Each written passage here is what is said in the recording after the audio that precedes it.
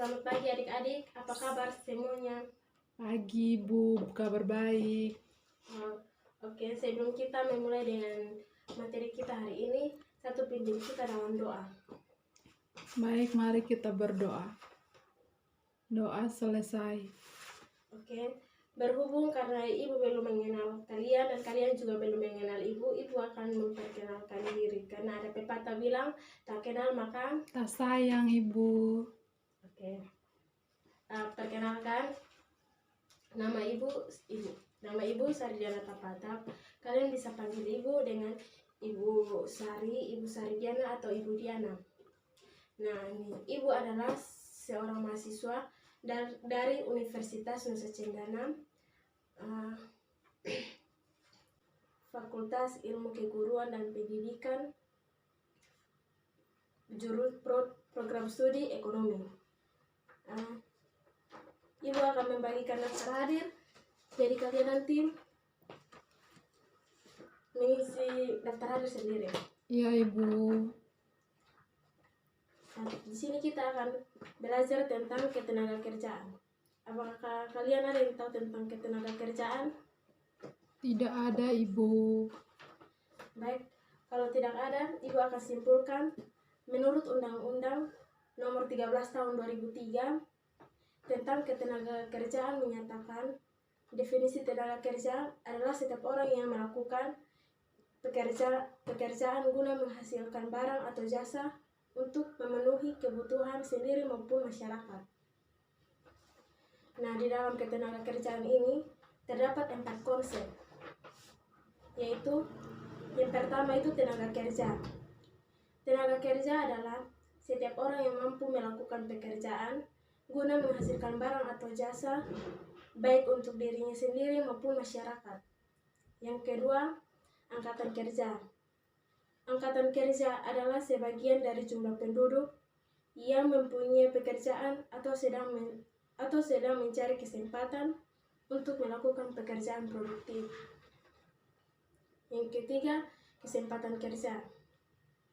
Kesempatan kerja adalah suatu keadaan yang menggambarkan ketersediaan lapangan kerja yang dapat diisi oleh angkatan pekerjaan. Yang keempat itu sistem upah. Sistem upah adalah imbalan yang diterima tenaga kerja atas jasa yang diberikan dalam proses produksi. Nah, di sini ada 3 jenis-jenis tenaga kerja.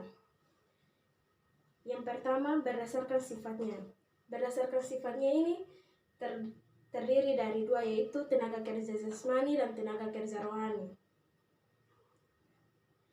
Tenaga kerja jasmani ini adalah tenaga kerja yang kegiatannya lebih mengandalkan tenaga fisik. Contohnya itu montir dan sopir. Nah, yang kedua itu tenaga kerja rohani.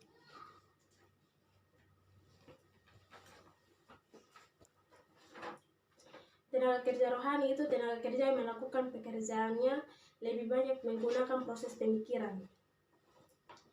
Nah, jenis-jenis tenaga kerja yang kedua itu berdasarkan keahlian. Jenis-jenis tenaga kerja berdasarkan keahlian ini terdiri dari 3 bagian, yaitu yang pertama, tenaga kerja terdidik.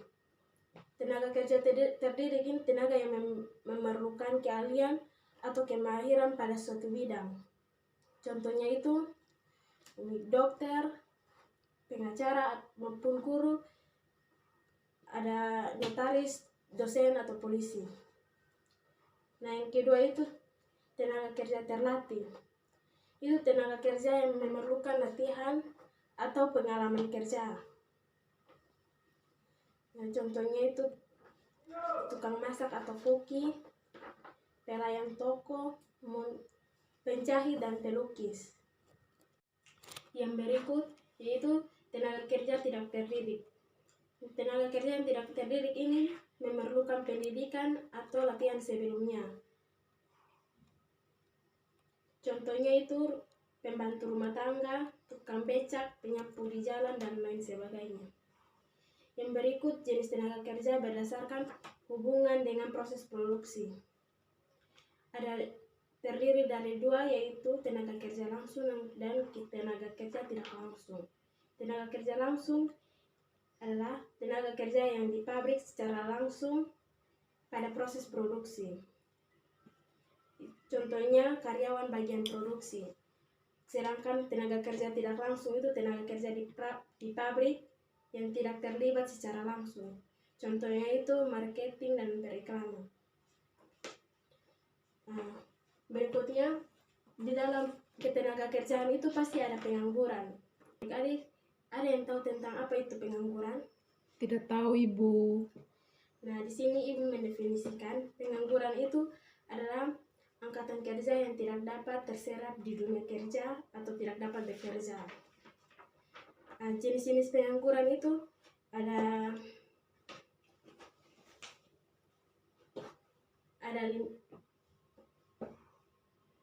dua, yaitu berdasarkan nama waktu kerja dan berdasarkan penyebab.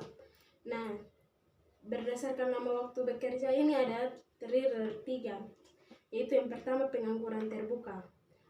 Pengangguran terbuka ini adalah angkatan kerja yang tidak bekerja dan tidak memiliki pekerjaan.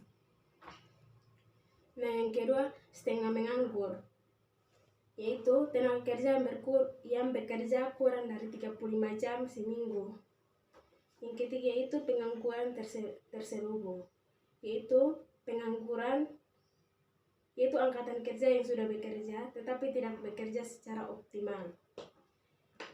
Nah, berikutnya berdasarkan penyebabnya. Yang pertama itu berdasarkan penyebabnya itu ada 3. Yang pertama pengangguran struktural. Pengangguran struktural itu merupakan pengangguran yang tidak memenuhi persyaratan kerja akibat perubahan struktur atau corak kegiatan ekonomi. Nah, yang untuk kedua pengangguran konjuktur, yaitu pengangguran yang disebabkan gelombang konjuktur atau perubahan siklus ekonomi. Yang ketiga pengangguran friksional, yaitu pengangguran akibat kesenjangan waktu, keterbatasan info keuangan atau perbedaan kondisi geografis dan keinginan memperoleh pekerjaan yang lebih baik. Yang kelima itu pengangguran sukarela. Pengangguran yang timbul akibat angkatan kerja secara sukarela memutuskan untuk tidak bekerja. Nah, sekian dari materi kita hari ini. Nanti sebentar Ibu akan kasih tugas melalui link dan akan dibagikan ke dalam grup. Nah, satu orang pimpin kita dalam doa. Baik, mari kita berdoa. Berdoa selesai.